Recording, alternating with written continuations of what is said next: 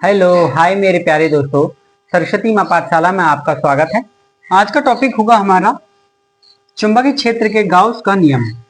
ठीक है, चुंबकीय क्षेत्र में गाउस का नियम किस तरीके से कार्य करता है उसके बारे में पढ़ेंगे। देखिए, मान लेते हैं आप जानते हैं चुंबकीय गाउस का एक क्षेत्रफल होता है इस तरीके का, कहीं से भी रैंडमली। ठीक है, और इसमें मान लेते हैं कि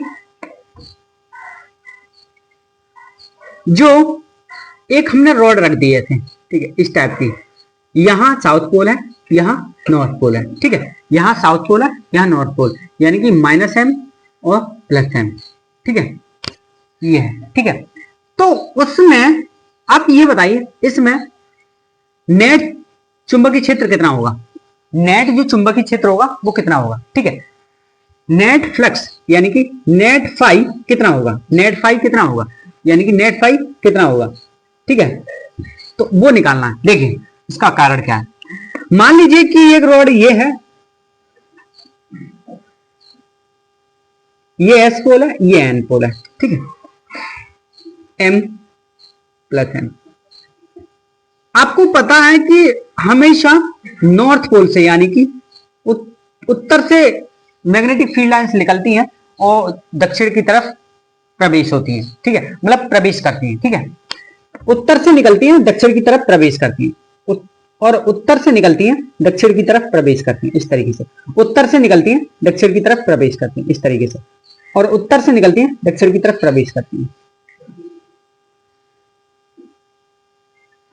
ठीक है, ये है, उत्तर से निकलेंगी, दक्षिण की तरफ प्रवेश करेंगे।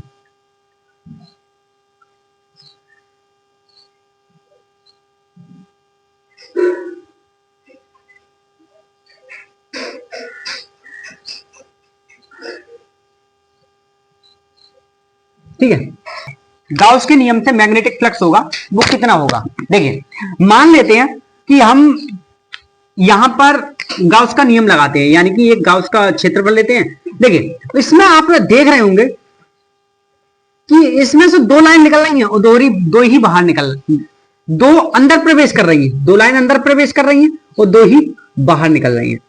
ठीक है, तो यह मैग्नेटिक फ्लक्स यानी कि चुंबकीय फ्लक्स होगा वो शून्य होगा। क्या होगा? शून्य। ठीक है, इतना निकला और उतना ही अंदर प्रवेश किया, इतना निकला उतना ही अंदर उसमें प्रवेश किया। ठीक है, तो जो चुंबकीय फ्लक्स होगा वो यहां नेट 0 होगा। क्या होगा? 0। ठीक है, आपको अच्छे समझ में आ गया। ये गाउसीय पृष्ठ है, ये गाउसीय पृष्ठ है, और इसमें हमने रखा, गाउसीय पृष्ठ में हमने रखा, मतलब चुंबकीय क्षेत्र में रखा गाउसीय पृष्ठ। ठीक है, तो हमने क्या देखा? हमने ये देखा कि दो चुंबकीय क्षेत्र रेखाएं इस गाउसीय पृष्ठ में से निकल रही हैं और दो ही प्रवेश कर रही हैं और दो ही बाहर निकल रही हैं। तो इसका मतलब क्या हुआ कि जो नेट फ्लक्स है, नेट चुंबकीय फ्लक्स है हमारा, वो क्या होगा? शून्य होगा। चुंबकीय फ्लक्स नेट क्या होगा? शून्य होगा। ठीक है, ठीक है, आपको अच्छे समझ में आ चुका होगा। तो इसके बारे में थोड़ा सा लिख लेते हैं, तो फिर आपको और भी अच्छे समझ में रखा है। किसी बंद पृष्ठ से गुजरने वाला नेट चुंबकीय फ्लक्स सदैव शून्य होता है। नेट चुंबकीय फ्लक्स सदैव क्या होता है? शून्य होता है। ठीक है, तो लिख लेंगे हम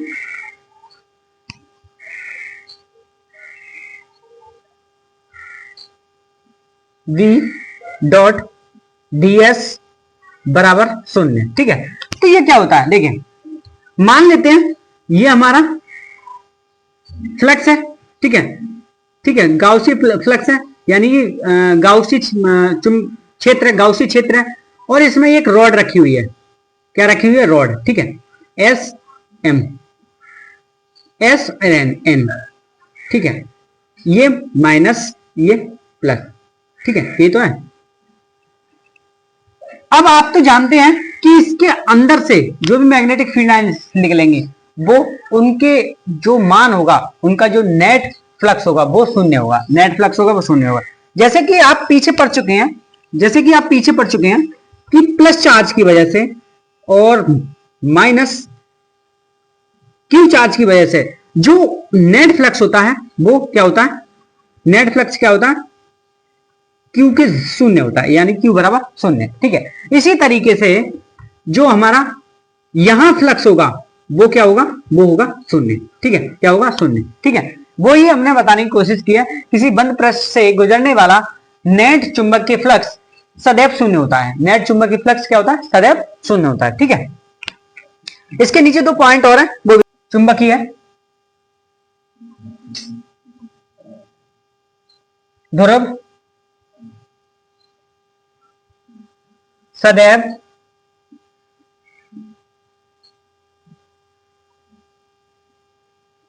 युग्म पाए जाते हैं। इसका मतलब क्या है, आप युग्म का मतलब सोच रहे होंगे क्या होता है, आपने केमिस्ट्री में पढ़ा होगा। देखिए, युग्म का मतलब होता है पेयर्ड। ठीक है, पेयर्ड, जैसे कि जोड़ा, ये है एक इलेक्ट्रॉन, इस तरीके से भरे हुए होते हैं हमारे इलेक्ट्रॉन। ठीक है, ये है पेयर्ड, तो वो युग्म कहलाता है। वो अयुग्म कहलाता है अनपेयर्ड इलेक्ट्रॉन, यानी कि उसमें एक ही पेयर हो, उसे अनपेयर्ड। ठीक है, चुंबकीय क्षेत्र हमेशा एक युग्म नहीं होगा, मतलब अनयुग्म नहीं होगा, सिंगल पोल नहीं होगा, उसमें मोनोपोल के द्वारा चुंबकीय क्षेत्र नहीं रह सकता। ठीक है, कितना भी हो जाए, मोनोपोल के द्वारा चुंबकीय क्षेत्र नहीं रह सकता।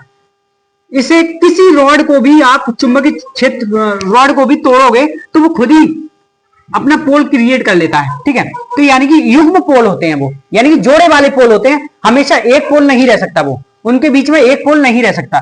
तो हमेशा चुंबकीय ध्रुव सदैव, चुंबकीय जो ध्रुव होते हैं, एक ये ध्रुव है, ये एक ये ध्रुव है, यानी कि दक्षिणी ध्रुव और उत्तरी ध्रुव जी, ये चुंबकीय ध्रुव सदैव हमेशा युग्म में पाए जाते हैं। युग्म का मतलब जोड़े में पाए जाते हैं। ठीक है, जोड़े में, यानी कि एक दक्षिणी होगा तो एक उत्तरी होगा। एक तोड़ भी देते हैं हम, बीच में से हम चुंबक को तोड़ते हैं तो एक ध्रुव अपने आप क्रिएट हो जाता है, यानी कि खुद ही उत्पन्न हो जाता है, खुद ही उत्पन्न हो जाता है। ठीक है, तो आप समझ चुके होंगे कि युग्म क्या होता है। ठीक है, सदैव युग्म में पाए जाते हैं, युग्म में पाए जाते हैं, आपको समझ में आ चुका होगा। दूसरा पॉइंट लिखिए,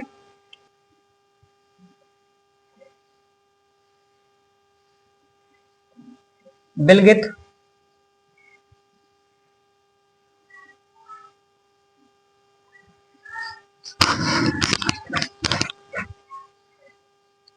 चुंबकीय ध्रुव का अस्तित्व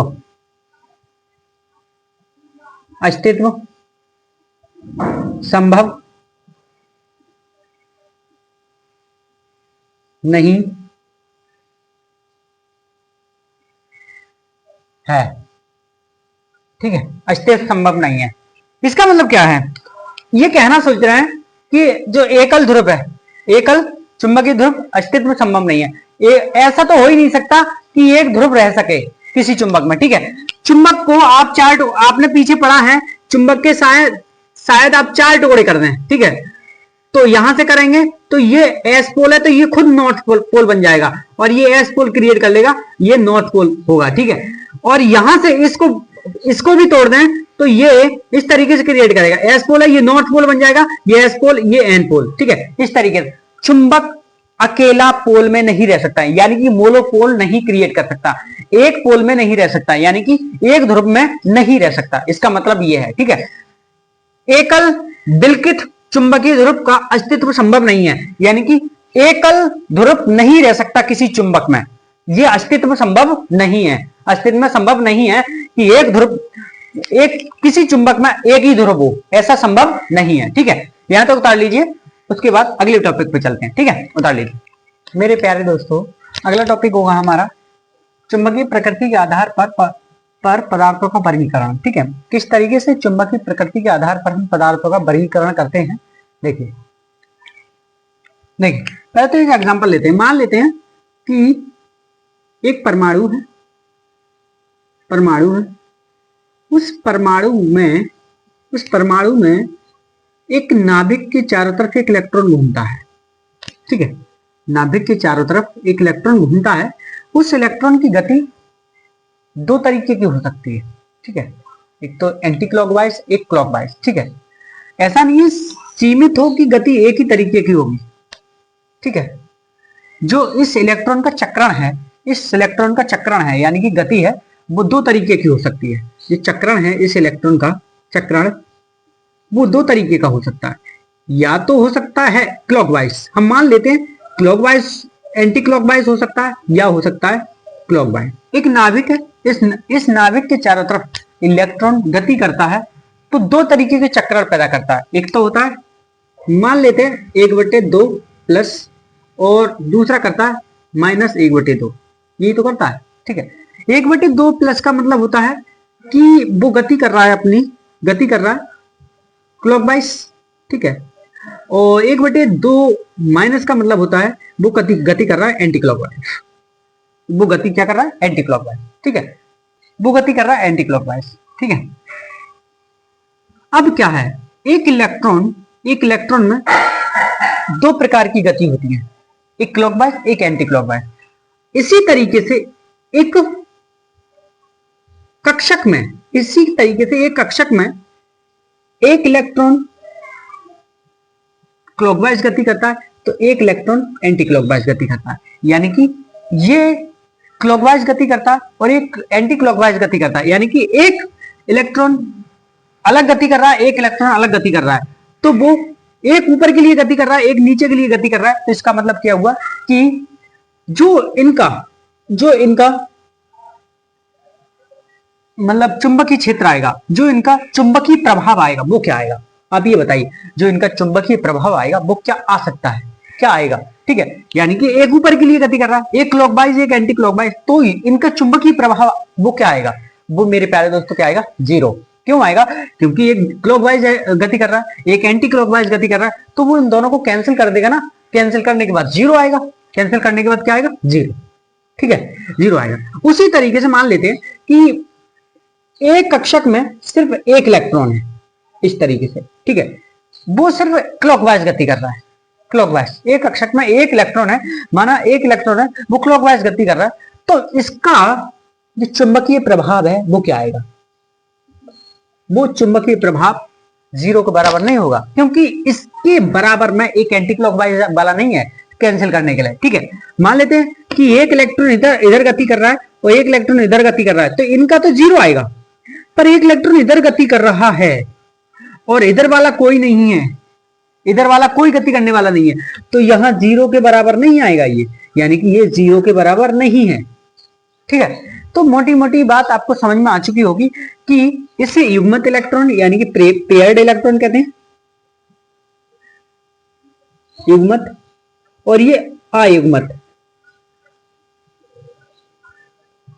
इलेक्ट्रॉन। ठीक है, यानी कि ये पेयर्ड इलेक्ट्रॉन है। ठीक है, पेयर्ड है, दोनों पेयर्ड है, तो वो उनका जो चुंबकीय प्रभाव है, उनका जो है वो 0 के बराबर आएगा। और जो अयुग्मत यानी कि अनपेयर्ड इलेक्ट्रॉन है, उसके पास पेयर नहीं है, तो वो उसका मान आएगा, कुछ ना कुछ तो आएगा ही आएगा, यानी कि उसका मान कुछ ना कुछ तो आएगा ही आएगा। ठीक है, तो आपको इतना तो समझ में आ चुका होगा कि चुंबकीय पदार्थ, प्रति चुंबकीय पदार्थ को हम क्या कहते हैं? प्रति चुंबकीय पदार्थ को हम कहते हैं अंग्रेजी में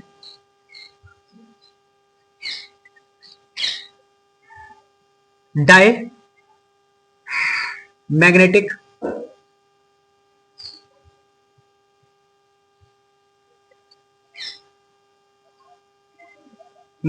सब्सटेंस।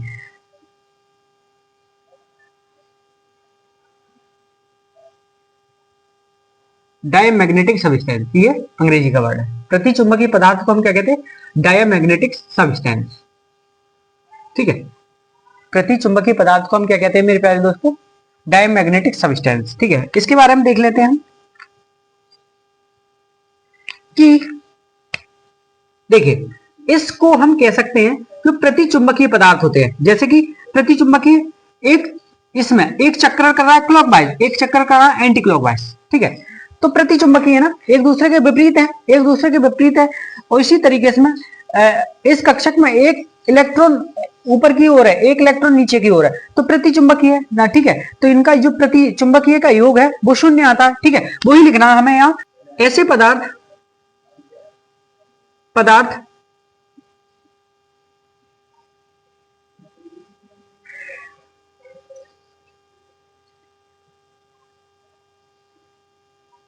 जिनके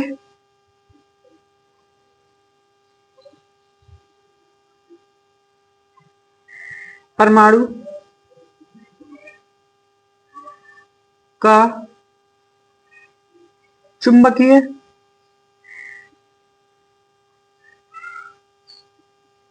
चुंबकीय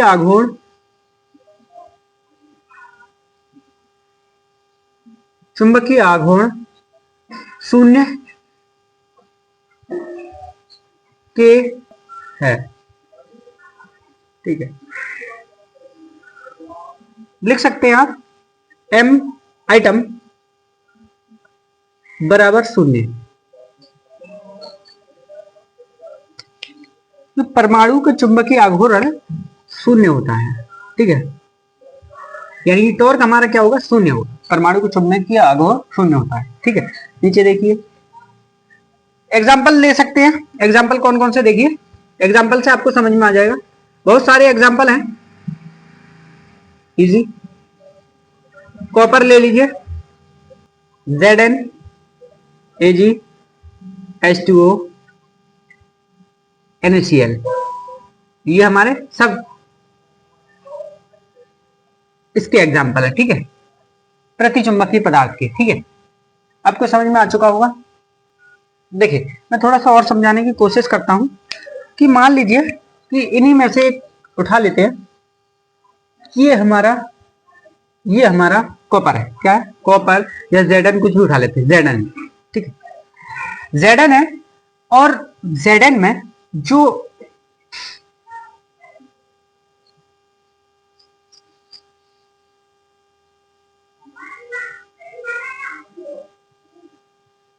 जो इसके अंदर इलेक्ट्रॉन होंगे, उनकी गति शून्य है। यानी कि इतनी गति, एक चीज है कि इतनी गति वो ऊपर कर रहे होंगे, उतनी गति नीचे कर रहे होंगे। ठीक है, शून्य है, उतनी उनकी गति बिल्कुल बराबर है, शून्य है, बिल्कुल शांत बैठे हुए, कुछ नहीं कर रहा है। ठीक है, इसी कारण से थोड़ा सा इसमें हलचल करी जाए। कैसे, यहां पर एक चुंबक ला के रखी जाए इसके बराबर में, इस तरीके से। ठीक है, ये क्या है, एस पोल, ये है एन पोल।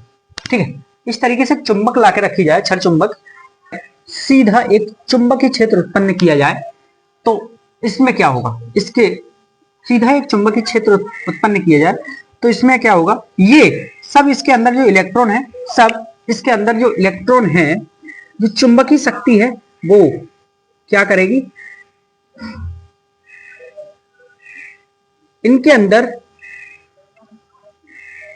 इनकी ओर, एन की ओर हल्की सी विचलन होने लगेगी, हल्की सी आने लगेगी। ठीक है, विचलन होने लगेगी, अट्रैक्ट होने लगेगी, क्योंकि यहां दूसरा चुंबकीय क्षेत्र आ गया। ठीक है, यहां पर ये अपने आप में दो पोल क्रिएट कर लेंगे, अपने आप में क्या कर लेंगे, दो पोल क्रिएट। ठीक है, दो पोल, और ये इसे पीछे की ओर धक्का देने की कोशिश करेंगे। यहां एन पोल क्रिएट करेगा, यहां एस। ठीक है, तो इससे क्या करेंगे, पीछे की ओर धक्का देने की कोशिश करेंगे। ठीक है, ये प्रत्येक में हलचल होना शुरू हो जाएगी। ये क्या होगी, प्रत्येक में हलचल होना शुरू हो जाएगी, पर ये हलचल कितनी होगी, थोड़ी सी होगी, ज्यादा नहीं होगी। ठीक है, यानी कि हल्का। ये कितना प्रतिकर्षण कर पाएंगे, हल्का। ठीक है, प्रतिकर्षण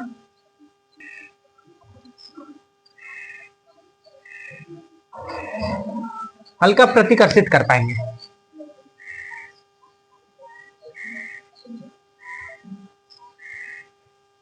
ठीक है, हल्का प्रतिकर्षित कर पाएंगे। ये हमारा बाह्य चुंबकीय क्षेत्र है, बाह्य। ठीक है, तो यहां क्या होगा, यहां क्या होगा कि इसके अंदर एक जो चुंबकीय क्षेत्र था और ये बाहर वाला भी अंदर गया, तो जो अंदर वाला चुंबकीय क्षेत्र है बाहर वाले चुंबकीय क्षेत्र से ज्यादा होगा। जो अंदर वाला चुंबकीय क्षेत्र है बाहर वाले चुंबकीय क्षेत्र से ज्यादा होगा। ठीक है, जो अंदर वाला चुंबकीय क्षेत्र है, देखेंगे, देखिए चुंबकीय क्षेत्र इन बराबर है, इन बराबर है किसके, बाह्य प्रेरित यानी कि जो प्रेरित करने वाला चुंबकीय क्षेत्र, प्रेरित यानी कि जो उत्पन्न हो रहा है, उत्पन्न हो रहा है वो चुंबकीय क्षेत्र, उत्पन्न हो रहा है वो चुंबकीय क्षेत्र। ठीक है, इसके अंदर जो प्रेरित हो रहा है, इसके अंदर जो प्रेरित हो रहा है, प्रेरित, ठीक है, इसके अंदर जो प्रेरित हो रहा है चुंबकीय क्षेत्र वो, और बी अंदर वाला चुंबकीय क्षेत्र, बी बाह्य माइनस होगा प्रेरित, यानी कि अंदर वाला चुंबकीय क्षेत्र बी प्रेरित,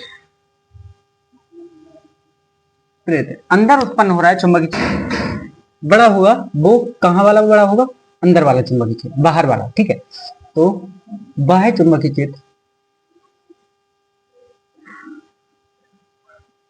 ग्रेटर है किसके, अंदर वाले चुंबकीय क्षेत्र के।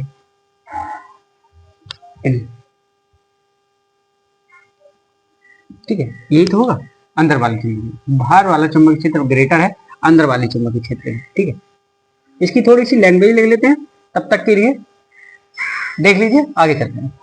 प्यारे दोस्तों, हमने लिखा है यदि एक चुंबकीय प्रति चुंबकीय पदार्थ को बाह्य चुंबकीय क्षेत्र में रखा जाता है, यानी कि यदि एक चुंबकीय पदार्थ को बाह्य चुंबकीय क्षेत्र में रखा जाता है, तब प्रति चुंबकीय पदार्थ एक चुंबकीय बाह्य चुंबकीय क्षेत्र से कम होता है। यानी कि जब तब चुंबकीय पदार्थ एक प्रति चुंबकीय बाह्य चुंबकीय क्षेत्र से कम होता है, जैसे कि आपको मैंने बताया था। ठीक है, ये बाह्य चुंबकीय क्षेत्र से कम होगा, यानी कि जो अंदर वाला चुंबकीय क्षेत्र है, ये अंदर वाला, इसके अंदर वाला चुंबकीय क्षेत्र है वो बाहरी चुंबकीय क्षेत्र से कम होगा। ठीक है, बाहरी चुंबकीय क्षेत्र ज्यादा होगा और अंदर वाला चुंबकीय क्षेत्र कम होगा। ठीक है, वही लिखा है।